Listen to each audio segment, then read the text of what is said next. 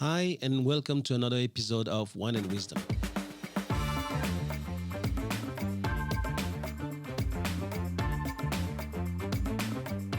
I'm Thomas Le Hoang, and you're listening to the TL podcast, where knowledge is shared and no one takes themselves too seriously.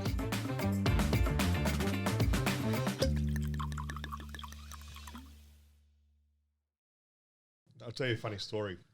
This morning, I had to go and buy a new shirt. Rita's parties this weekend, so she goes, go and buy a new dress shirt. So I go, Nice, rightio. nice. At the moment, I'm on all the other ones in your closet have shrunk, because mate. of COVID, right? Because of COVID. Good, yeah. So I thought I'd go and buy a new shirt. So I'll go down the Miranda, and I've got to do 8,000 steps for this diet thing that I'm on, right? Yeah. Healthier eating. Anyway, I hit 8,000 steps just looking for a bloody shirt.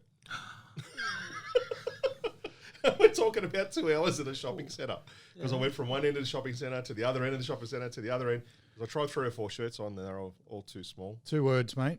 Don't go to politics. Seriously, they make their clothes for Asian people. No, 2 words. Except Thomas. I've had to do the walk of shame myself. 2 words, Johnny Big. Oh, I walked past him. I ended up going to a Myers, a black. The smallest they got is brand 3XL. Yeah, brand's called Black. I went 3XL, was a bit big but comfortable. And that was in David Jones, but I've got a couple of nice shirts from there. But yeah, 8,000 steps just looking for a shirt. So I thought I might go shopping more often, get the exercise in. Anyway. Hey, Sorry, mate. Well, listen, mate, talking about Asian, I went into an Asian shop buying some fabric because my daughter needed a tool for the school. Right. And this Vietnamese lady, she looks at me and talks back to me, answers me back in English. And after a little while, I thought I'd just throw in 2 or 3 words in Vietnamese, whatever I knew. And she looked at me, she said, no, you look nothing like a Vietnamese. She says, you look fat. So I said, no, what you're looking at is a Vietnamese brought up on Aussie food. How are we all? Yeah. Excellent, awesome, man, excellent. Yeah, mate. Oh, that's got a bit of a kick to it. All right, let's have a look at your wine. Where did you steal that We're wine? ripping in. We've actually been here before. This is a Pools Rock Yeah. Premier 2018 Chardonnay from the Hunter Valley. I cannot confirm whether we had the 2018 last time. Might have been a bit older last time, but it's one of the nicest wines that we've had on here. So Yes, it was a very nice house. I thought, seeing it was Chris's turn to bring the best of the best today, I'll go with something tried and true, and let's give it a crack. Because we still have to try and beat him, right? So this We is have the to thing. try and beat him, so I knew it was a good one. And Good luck if you do, man. I'm telling you. Oh, now. okay, all right, we'll see. the lady in the bottle shop didn't know about it, and she's just started drinking white wine. I said, well, the nicest one you got here is the Pool Rock, and they were just about out of stock, and they weren't going to restock it. So she took a bottle home, and now they've got 14 cases there. So Oh, wow, perfect. obviously, They listen to the customers. Barrera can thank me later. Okay, so what's the subject today? Well, so we're up to April on the Stoic. Yeah. It's Unbiased Thought. Aha. So we text during the week. Well, you text during the week. It's probably not as you're right. Probably not as inspiring as the previous months. Yeah, I don't know, But man. there's bits in there that they've got a lot of substance to them. It lost me after a few days, as if it was a lot of repetition, you know? It's probably the that's where it first lost me a month where you realise that, you know, the first few months there's a lot of feel-good stuff in there, but then this is the first month where you start to realise how sometimes cold the Stoic philosophy can be about, because they're very big on shouldn't have emotion about anything, good, bad or otherwise, and they're seeing everything exactly as it is and preparing for the worst a lot of the time rather than hoping for the best. This is the first sort of month where that comes across in what they're writing. There's a couple of days in there that are a bit contradictory to how I definitely prefer to live my life as far as from a hopeful or a positivity standpoint. So Yeah, that's fair enough. it's probably if you're looking for inspiration every time you turn the page, it's probably not going to happen during April here. But it's about lessons for life, the book, not necessarily about inspiring you every. Those pages can be subjective too to each of us, I think, individually. okay, and we've seen that as well. But I thought that maybe the subject wasn't that big, and where the That's other one, true. it was so large you could go anywhere. Here, to me, even though I'm going to encapsulate it into one thing, which is just be very careful what you think of all day long. That's what it Control is. your thoughts And now let's have a look at it in detail. And they divided. And he's taking 30 days to go through it in detail. That's what I meant. Well, he's got to fill 365 pages, mate. It's a little bit like, someone who's never eaten chili. Well, they taste chili and it tastes good. But someone who has chili every single day, you give them a little bit of chili, it's no longer good enough. Right. They want so much more. That's what it is. Another way I thought about it, because I read this under the lens of the text message you sent out too.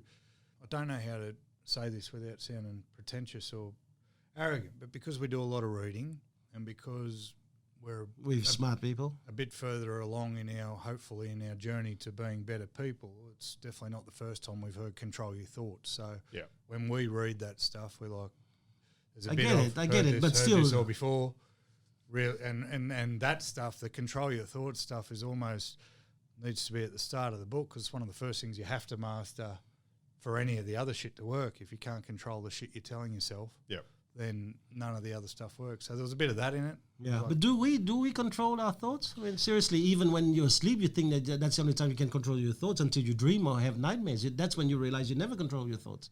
I think the idea is we control the reaction to them, isn't it?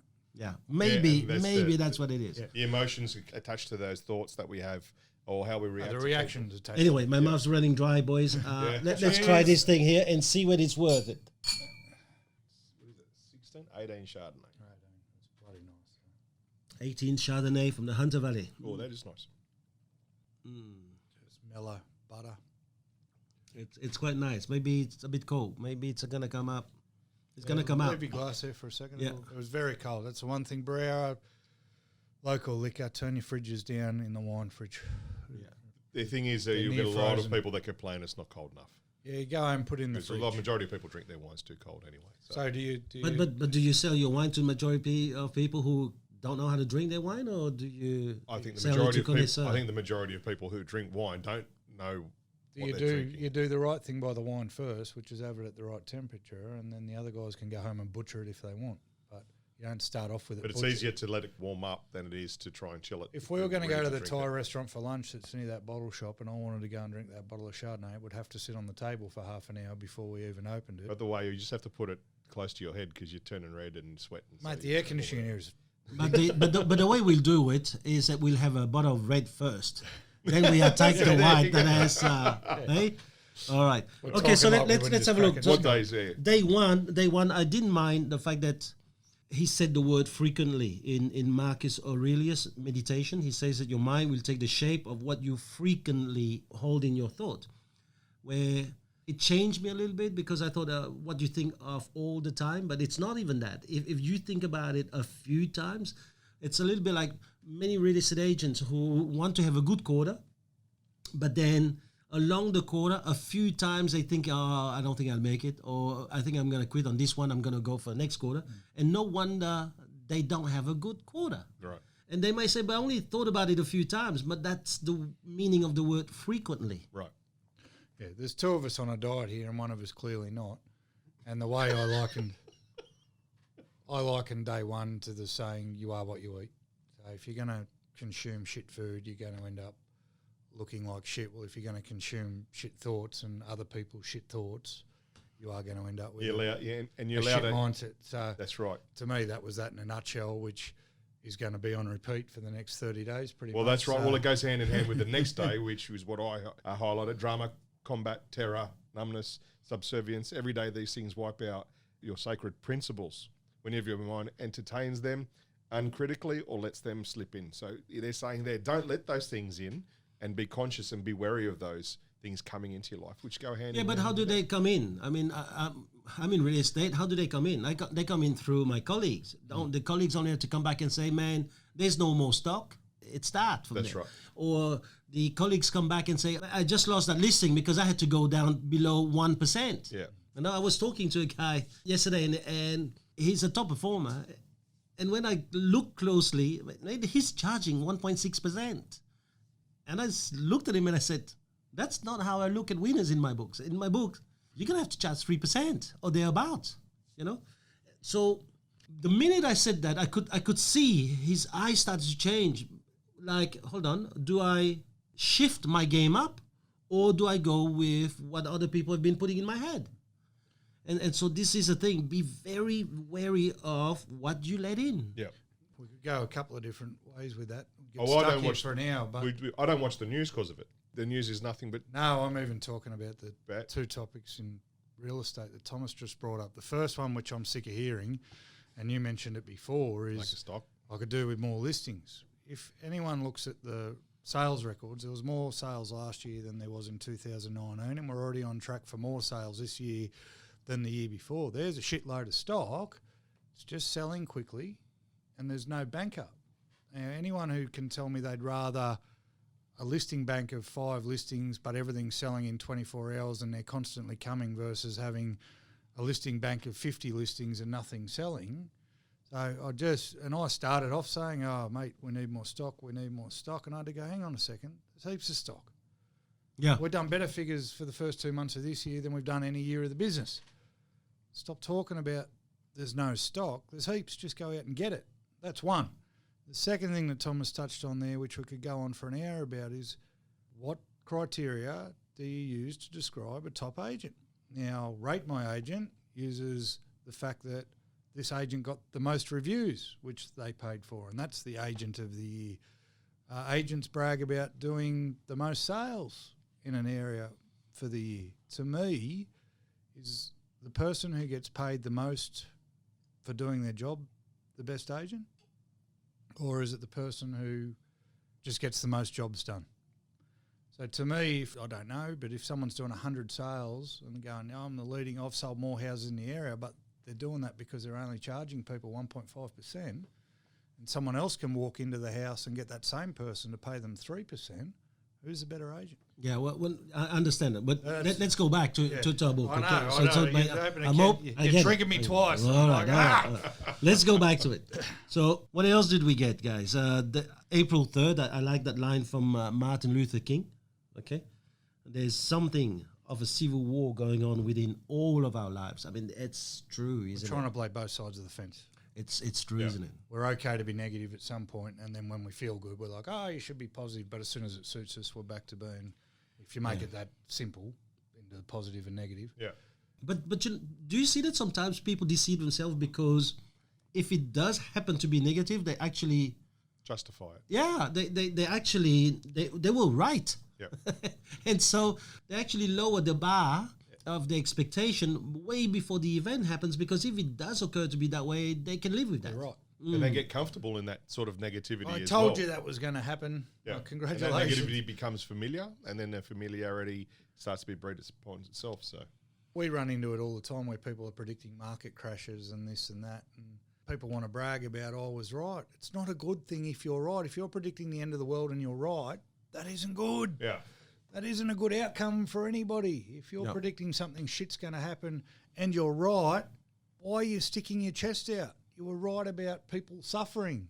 This isn't something we should be grateful You're talking about ego, and for a lot of them, they would rather die. I was right. See, they would the rather world die didn't. with pride. Mate. You know?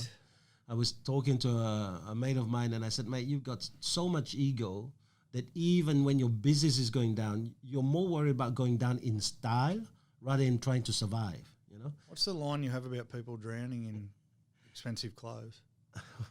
What's the line? You talk about it sometimes. People, I said, even if they were drowning, they'd have the yeah. They more worry about their style and way looking they good, drown than the fact that looking they're good in drowning. the way they drown. rather than the fact that they're actually Yeah, drowning. yeah. I love this. I love this saying. It's I'd rather be a failed optimist and always be wrong than a pessimist and always be right. Yeah. Well, that's the thing. It's not a good thing if you're right, mate.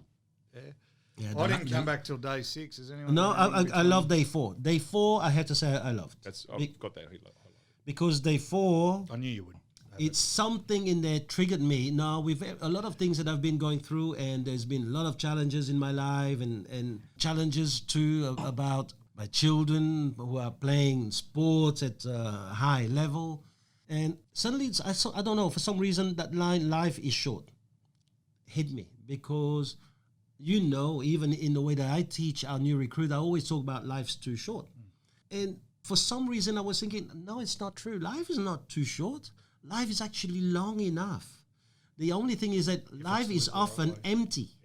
So what would you rather have? A short life that is filled with happy moments and great actions and great things happening, or a long life that is filled with emptiness? Life is long enough if you live it the right way. Yeah.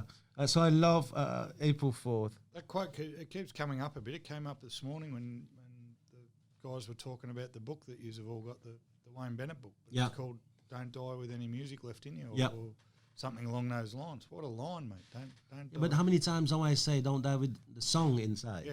Right?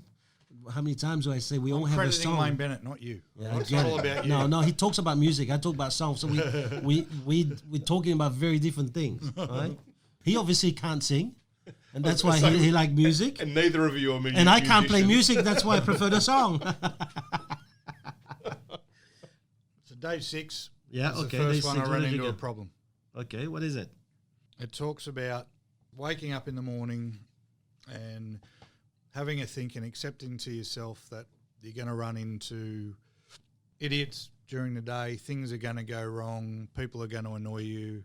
Talks about that's the way you should start your day, because then when it happens, you're not surprised and you'll react better. Now, this is the first time that the Stoic philosophy is very anti my philosophy, in that law of attraction, gratitude and all those things. I wake up in the morning and say I'm grateful for this and I'm happy to be alive and my wife's still there beside me. I'm starting the day trying to bring that into my world. Guarantee if I start the day going, there's a good chance things are going to go wrong. Don't be surprised when things go wrong. There's people that are going to piss you off. I'm 100% going to find people that piss me off during the day, because that's how I've woken up, starting to think. So I've got to disagree with him. I don't. Yep, but he's saying don't let it get to you. That's what I think that's what he's trying to say, is that... But if you make a conscious effort to think of that as soon as you wake up in the morning, if you're any believer in the law of attraction type thing, you're thinking things are going to go wrong, things are going to go wrong. It is saying it's preparing you for it to go wrong. I get that part of it. But what about you think about bringing all the good into your life, and then maybe those things don't go wrong during the day? No, but you can still think about all that stuff. But you need to understand that some days you're going to wake up, and what he's saying is every day be ready for rain. Just be prepared, and be prepared that it's going to rain. Carry your umbrella. I get it. Shit way to start the day. Now, I think it's start your way, be a realist at the same time, going, I will run into this shit at the same time. Why don't be prepared for sunshine? What if your day gets sunnier?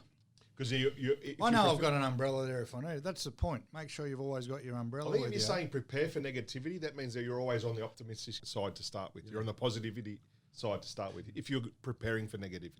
So maybe they're taking it that you're already that positive person. Yeah, they're just, I didn't like it. Anyway.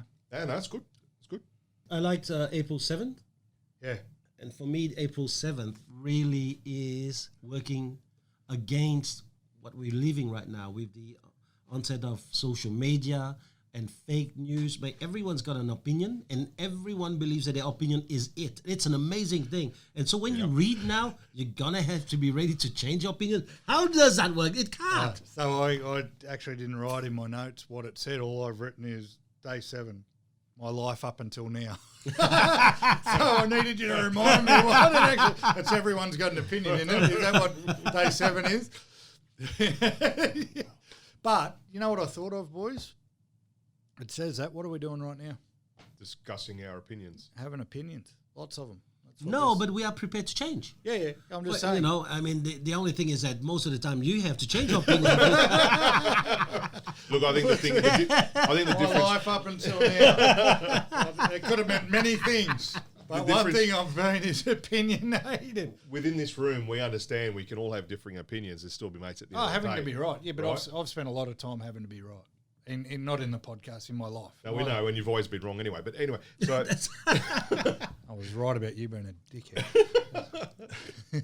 But there's a difference with social media, right? People can't let you have your opinion. No. And they think everyone must have the same opinion, and that's the... But Chris, everyone's got an opinion now, but they're moving from opinion to veritas, which is the truth. Yeah.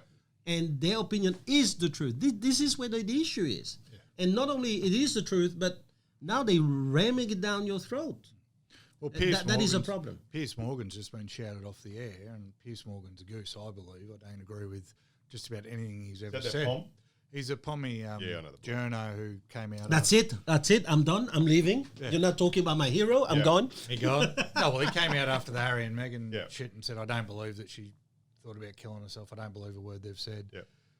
And ripped into him. And he's been shouted. He's just had to leave morning television there. He resigned and they accepted it. This is a guy that's... 6 years. And he wrote a statement saying, well, thank you, but I'm going to keep having my opinions as I'm entitled to have, and just because you don't agree doesn't mean I'm wrong. And it's turned into that now. If you have a differing opinion, and unfortunately it's mostly the left side of the world. Sorry, so he wrote that I've got an opinion and you don't have to agree with it? Is that, he wrote well, that's sort He of wrote a contrary. statement That's as he contrary to what he was doing on air, because he wasn't letting other people have their opinion. He let them. They had it. He didn't agree with it. He gave his opinion on what they'd said.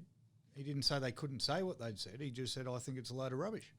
And because he said it's a load of rubbish, we're getting into politics. But No, it's good. But it's great you brought it up, and I think that we'll talk about it a bit later on because it's a much bigger subject, right? So we're just talking about peers. And what about the next one? Number 9 was the next one I had a problem with. Yeah, go. I'm a big believer in gut instinct. I'm a big believer in being aware of your physiology, and if something doesn't feel right, generally something's not right, and if something feels right, generally it is right. We had that conversation today about walking into a room, judge the feel. Emotional intelligence. It's basically saying number 9, again, it's doing a Piers Morgan saying that's a load of rubbish. At the end, he rescues himself. The thing that's ticked me off a little bit with 7 and 9 is they start off very strong, and by the last sentence, they sort of rescue it a bit by saying, oh, it's okay to do it, but just make sure you question it and don't only trust it because your gut said so. But yes, and I think it is part of the Stoics. Yeah. The Stoics are about accepting reality as it is, and therefore I disagree with the line, our senses are wrong all the time. Yeah, that's... How could you say that? Yeah. How could you say that our senses are wrong all the time? How could you explain the fact that a mother could often sense what happened to one of her children 20,000 kilometers away? How do you explain things like you're thinking of someone you haven't spoken to for quite a while and the phone rings? I mean, you tell me somebody's like... Even more simple, how do you know every time you've walked in a room when someone's been talking about you before? How do you know every time you walk into a room that there's been a fight before you got there? Well, that's not someone handing you a piece of paper. That's your senses going... Intuition, or call it whatever you want. Well, it's the energy. Yes, but then someone could say, well, you walked in and you were very quick at reading body language. So that's also another thing. You could feel it. That's the thing I always say to my staff about their energy, and I say, and I put my hand up because I'm one of the worst ones for it, but if I'm in my office with the door closed, regardless of the door being closed and I'm in my office, if I've had a hard conversation or something's gone wrong, the whole office feels it straight away, just like as soon as if I'm sitting in my office and one of my staff opens the front door, I don't see them when they open the door. I can tell straight away if something's wrong with it because straight away the energy goes. Okay. Right, it does, and if people were more aware of that, they'd pick up on way more things. I think there's a lack of awareness about people's physiology and actually picking up the signals that are being sent to you, and that's why... And it's going to be less, mate, because all they do is behind the iPhone, man. People choose to neglect those feelings or not listen to those feelings, their intuition. Marriages, mate, how many times they get divorced after 20 years? I always knew something was wrong, but I always thought something was wrong, but they ignore it because, oh, no, that's just your gut. So I couldn't disagree more with it. And then at the end it says, oh, look, you can have those senses, but make sure you question them, because the thing is never just accept it because it is so. I get that. But we do. We go, something's not right in my gut, wonder what's going on. He contradicted that. Yeah. Hey? He contradicted himself. Yeah, absolutely. And we all do that anyway. Okay, where's next for you guys? I'm not till 12, so... Okay. I'm on the 11th. I like that one. If you want to learn, be humble. Basically saying you can learn and learn and learn, but unless you have that humility with that education, it's really no education to start with. Yeah. Which I thought was fantastic. I mean, Einstein had a saying that he had it in one of our conferences, was the equation, knowledge over ego. What was it? That's another of Thomas Manuel's over there. It's been used as soundproofing, mate, that you've clearly listened to.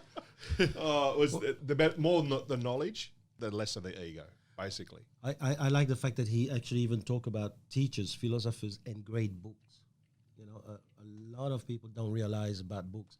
I was having a podcast yesterday with Kieran Bresnahan, who's a real estate agent down south. And he said, you know, Thomas, the hand that picks up the book is never the same hand as the hand that puts the book down. Oh, well. Right? And I thought I better write it down. Absolutely. Anything that you can get, anything that you can learn, it will change you. So be humble enough to understand that that the hand that picks up the book is never never the the same same as the hand puts it that down. puts it down. Write yeah. that down, Chris, nice so one. you don't butcher it when So you try. thank you very much, Kieran Bresnahan. Write that down. Bastard. I'm not till 12. Is anyone before 12? No, you go 12. No, Go we for were it. just done 11. It's titled Reject Tantalising Gifts, and it talks about don't let your temptation of seeing something bright, new and shiny make you take an opportunity. And there's another one I wanted to argue with because he's right in one sense.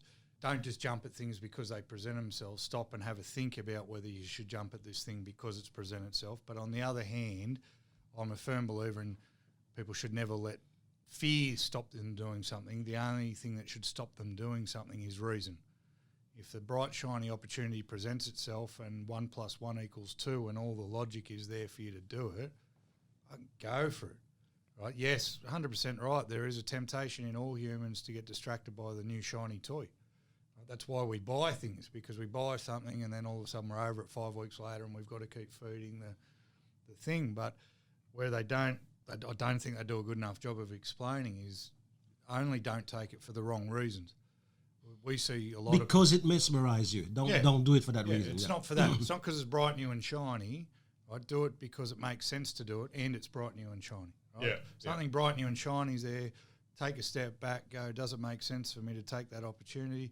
100%. And then obviously everyone has a different mindset towards stuff. I'm one for opportunity presents itself, just jump in and see what happens, flap like hell and hope you fly. Ready, fire, aim. But before that happens, I've still sat there and gone, does it even make sense to begin with? Too many people, bright, shiny thing presents itself, reason makes sense, 1 + 1 = 2, and their fear stops them doing it. So we have the phrase that feel the fear and do it anyway.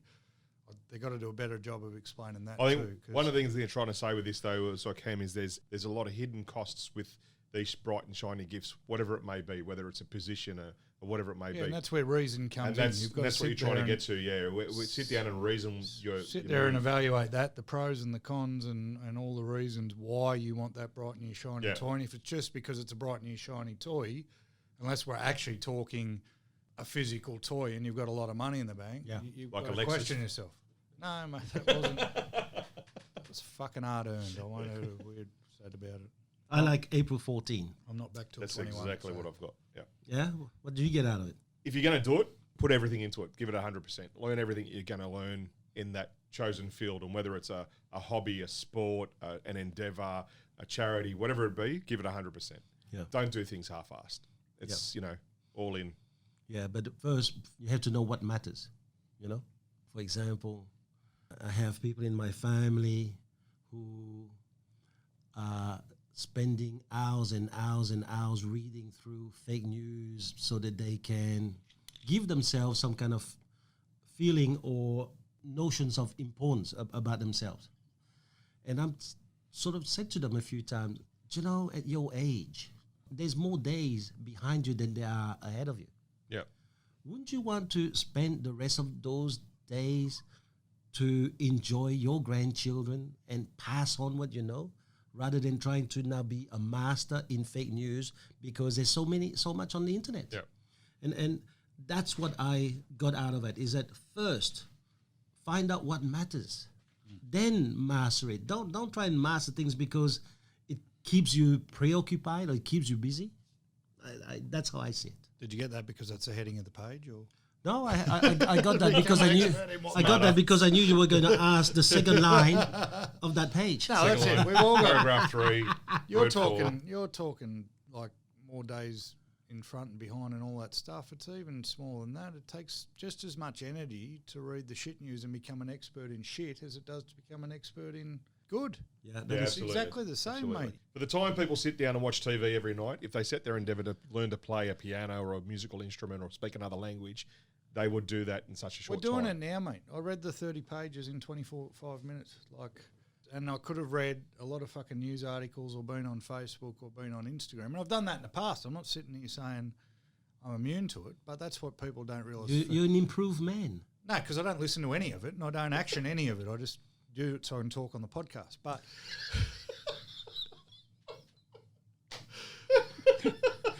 that's what people go, read a book to get better. Oh, that sounds like hard work. Read for half an hour about how Donald Trump's ruining the world. Oh, that's easy. But it's doing way more damage to your head than the book will do, and it took you just as long, and what result is coming out. So, yeah, good one. Next one I got was actually the very next day, which is April 15. Pay your taxes. And I thought of this. It reminds me of Rita. You know, I'll go home. What are you saying? No, I'll tell you. I'll explain it to you. I'll go home and bitch and moan about things, and she'll go, but look how lucky we are. You know, whatever it may be. But look how lucky we are. Yeah, but your wife is... I know, she's on another planet. She's positive all the time, mate. I think that's the lucky part you have in your wife. Absolutely. She's such an eternal optimist. She would be able to find... I've been having conversations with her where she did exactly that. So I know exactly what you mean. Yep. I think we always look, and we've said it just previously, we always look to the negative, find that negative, but why do we have that negative? Whether it's a bill or a chore we must do. Well, none of us like going to the gym, but if we want to achieve that, you know, that weight loss we want to do, we'd have to do the shit. You have to pay the taxes. So that's everything we do has exhaust fumes. Right? That's a fair call, Cam. Yeah, we're real estate agents, mate, and on the good side of real estate, a lot of good can pay off massively. On the exhaust fume side of real estate, a lot of hard work, fair bit of stress, up and down, but you accept that signing up.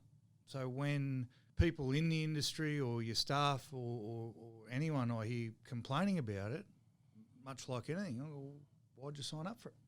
Yeah, but why are you doing it? And then it's the same. You know, you find the love of your life. There's going to be some exhaust fumes sometimes, but that's part of the contract. So it's saying you can't. There's a tax on everything. Absolutely everything we do has exhaust fumes. Right. I never heard it put that way. It's very Ireland just came up with the exhaust fumes. That's Is that good. pretty good? Yeah, I like that. Put that one down too, mate. I'm on fire. Which will have exhaust fumes too. And then I didn't want it. I skipped over it because we could go on a whinge session forever. But April 17, no harm, no foul. Stop being victims. Yeah. Stop being victims. And we talked about it with Piers Morgan before. Everything that everyone says is treated as an attack or a fucking earth-shattering statement instead of just shut up. Grow up here. That's where I came with. That's why I didn't bother writing it down. But fair enough. Victim, mate. Sick of it. Next. Don't let your attention slide. This one I only wrote down, and it's something we should know, but it's just relevant. At the start of the year when I sat down and did my planning and worked out what my focus was going to be for the year and what changes I want to make, the word that is printed out and written on my board is the word actual focus. It's talking about if you're doing something, focus on that thing. Don't look for distractions or don't let things distract you. Set yourself a task and do the task before you move on to the next task and just focus. And it's written there and it's been a godsend for this year. Everything I've done has been with a focus that I haven't felt in a long time. And even silly things like to-do list now. I have a to-do list that gets emailed to me every morning automatically, so I know my task. And Thomas is sitting there having a fucking heart attack because he's told us how to organise our days 387 times. But problem is you have a focus, but then a distraction comes in and you let your focus drift because it might be convenient or there are a lot of distractions in life. We have to admit that. I think further in the book it also says it's okay to be distracted, but catch yourself and come back straight away. But the clarity, just the clarity that I have at the moment just from having my to-do list every single day and having that word on my board, because I look at it and I go, the focus, and it brings me straight back. And it's provided a clarity and cleared up a lot of the junk, because I used to sit there at the start of the day and go, fuck, I've got so much on, when instead in written out in front of me, I've got 4 things to do. I just want to ask, a little bit deeper into that. When you say you get emailed your to-do list, Yeah. have you found a preset to-do list, or do you have a system that you use? How do you get that email? Yeah, so I don't know if Ellie listens to this anyway, but we have this conversation all the time. Ellie's been my PA for 3 years now, and we've trialled different systems and we've started things at different times, and 99% of the time my fault that it stops happening for whatever reason. We get too busy or we get too slow. Business is down. We don't really feel the need for being so organised. And we sat down. This wasn't a start of the year thing, but it ties in with the start of the year thing. We only sat down a couple of weeks ago and said, enough's enough. This is getting bonkers. There's notes everywhere. There's stuff. So, mate, simple thing. There's an app called Todoist. Okay. We use that app, and every single morning, everyone who's in that app gets emailed their tasks for the day. And there's 100% accountability straight away because no one can say they didn't know because it's in your emails, it's on your app, it's on your computer. You can assign different people different tasks. You can tag stuff so you can search for it at the end of the day. So then Ellie and I have a meeting. She's got to fill my Todoist the day before for the next day or the next week. She's actually pre-filled it for about the next 6 months at the moment. But then we meet every morning and click a button and all the completed tasks come up. Anything that's not ticked, she's either yelling at me for not doing something or the accountability is vice versa. And I've now spread that into the property management department and the administration department, and mate, it's just we're getting so much shit done. Yeah, that's and good. There's no, and it might seem like a simple thing, and like I said, Thomas's head's probably exploding because it is so simple, but the word focus, just stick to your task, do your task, move on to the next task, and all of a sudden you've got more hours in the day. How'd you come up with that word focus? When There was a book called There's a book called One Word. I think it's a Simon Sinek book. It's called One Word. I just wanted to know if you... No, look, as everyone does every year when they're coming up with their New Year's resolutions and stuff, it's usually Christmas time's usually the first bit of downtime I get, and it's always a pretty intense time of self-reflection. And that's not intentional. It's just when I get too much time to myself, I go very inward. And when I go inward and at the start of the year when I'm going, what are my issues and what's causing most of them, a lot of it was a lack of focus. And that word just came into my head. And Awesome. That's the word that wrote. I had two things on my board at the start of the year. It was a check for $1 million because I want to write $1 million in commission and the word focus. And that was it. I mean, other years I've started with 18 things that I'm going to conquer and none of them ever happen because it's too many. Too broad of a focus, yeah. And too many pulling you in too many different directions. So it's very fluid because lots of things have happened since the start of the year that have moved goalposts and changed different things, but that one word doesn't change. And I've found myself even subconsciously now, whatever pops up, that's my focus. When it's sorted, I'll move on to the next thing. And when he focused, the next word he sees, wife. All right, so what's the next day, boys? I'm not till 25. Yeah, go on, mate. Which ties in very much with number 7. It's okay to be wrong. I still don't believe it. I don't agree with them. It's okay to be wrong. But it talks about, it's not even in the instance, it's being open to changing opinions and not letting ego stop you. Because you were very strong on something 10 years ago, you've got more knowledge since then, the world's changed, things have changed. You don't have to have the same opinion now because that's what you said 10 years ago. If you still believe in that, or even if it was yesterday, we make a grand statement right here, but new information comes to light overnight. We've got to be open to having a different grand statement tomorrow and not let ego tie us to ideas. And that's a very freeing thing. When you, as I'm prone to do, shoot your mouth off about so much stuff, it's very, very hard then to, even though it's for the good of everyone and you know it should happen and you probably need to do it, your ego goes, hang on, you were shooting your mouth off about this. You can't go back on that now. I just spent 6 months doing that with some of the stuff in our listing presentation. I'm like, nah, I've said it. I'm sticking by it. This is what it's got to do. And mate, for that ego, it cost me probably $500,000, I reckon, in mislistings for one certain thing. So, you know, in public culture, Kevin Hart got crucified for a tweet that he wrote 15 years ago when he was a different person and a different, you know, and he had to quit the Emmys and all that stuff. So, one, it's okay to be wrong, and two, it's okay for people. I think that doubles into, just because they said something 10 years ago doesn't mean they're the same person. I have the same opinion now. Yeah, I mean, that quote there gave me a bit of insight on the weekend with my kids playing tennis. And I could see, even though they're now playing at a high level in competition, that there was some fear of losing. And I could see too that, hey, maybe that was me. Because quite often your children are nothing else but a reflection of you. And so I explained to them about what I spoke about, life's being long enough, and then you don't have to go for perfection. So quite often the people who don't want to be wrong, it's because they have that pursuit of perfection. Because when you admit you're wrong, you're no longer perfect. And when you're playing tennis and you're playing safe, you're pursuing that perfection, the perfection of winning without losing, if you will. So I said to them, listen, you need to look for motto for your tennis. And maybe the motto should be, don't look for the perfect shot. Just give it your best shot. Yep. And that really hit me for my own life. Don't just play safe. And don't just play because you now have built so much, you now have to try and safeguard whatever you have. Life is short, man. Give it your best shot. I mean, we're sitting here. A few weeks ago, we went to a funeral of a 36-year-old lady. Yeah. And yesterday, our mate Troy, he lost his father. And things like this just happen just so fast. And they just little reminders along the road. Guys, life is short. Forget about being right all the time. Forget about the pursuit of perfection. Just give it your best shot. Don't die with the music still in you. Yeah. And so April 29 for me was very good about that, is that, in the end, remember, if you look at the universe and everything that is in the universe, you are just here in that body for just a short while, right? Because you're part of a much bigger thing. So don't make yourself think that you're the most important thing. Yeah. Look up at the sky once in a while. We skipped 26, and I thought 26 is important because too many people make a mistake, beat themselves up, and spend the next month, year, however long, beating themselves up about it. And the way they've put it in there, which I think is a great metaphor people can use, today's only training for tomorrow. Every day is training.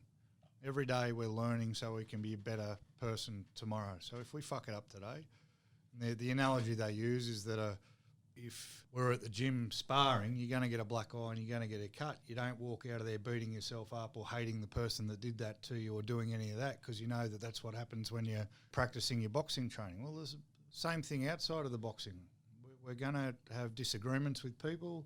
We're going to cop some bruises. We're going to cop some bumps. You're going to make technical errors. Just do better the next day.